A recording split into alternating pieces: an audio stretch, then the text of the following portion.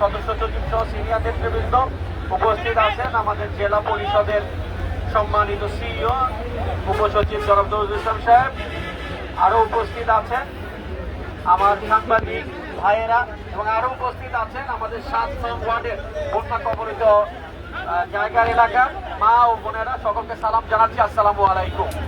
আমি আপনাদের পাশে আপনাদের কাছে এসেছি গণপ্রজাতন্ত্রী বাংলাদেশ সরকারের মাননীয় প্রধানমন্ত্রী আমার নেতা জনাব তারেক রহমান সাহেবের নির্দেশে বাংলাদেশের বিভিন্ন এলাকায় যে বন্যা কবলিত স্থানে আমাদের সাধারণ মানুষ কষ্টে আছে, দুর্ভোগে আছে, সেই কষ্ট দুর্ভোগ লাঘবের জন্য ওনার নির্দেশে আমরা জেলা পরিষদ গাজীপুরের পক্ষ থেকে আজকে প্রায় 2000 পরিবারের মাঝখানে মধ্যে ত্রাণ সামগ্রী বিতরণ করব।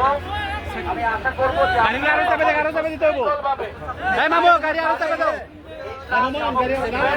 এবং আপনাদের কাছে আরো বলতে চাই, আপনারা জানেন যে বিএনপি সরকার আসার পরে সমস্যা হয়ে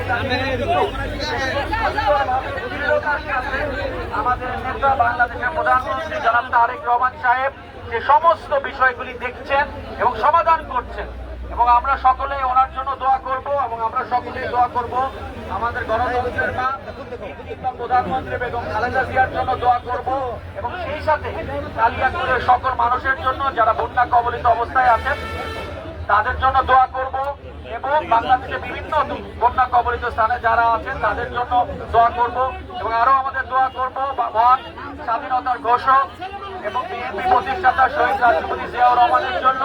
এবং আসুন আমরা একটা সুন্দর বাংলাদেশ করি, আমাদের যে মোটো সবার আগে বাংলাদেশ সেটা স্থাপন করার চেষ্টা করি, এবং আমরা সকলে একসাথে চললে অবশ্যই আমরা ভালো কাজ করতে পারবো, এবং সামনে ভবিষ্যতে আপনাদের সকলে আপনাদের সাথে আবার দেখা হবে।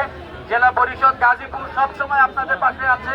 আমার বাবা চৌধুরী তানভীর আহমেদ সিদ্দিকী সাহেব যেভাবে আপনাদের পাশে ছিল, আমিও ইনশাল্লাহ আপনাদের পাশে আছি, ভবিষ্যতে ইনশাল্লাহ থাকবো।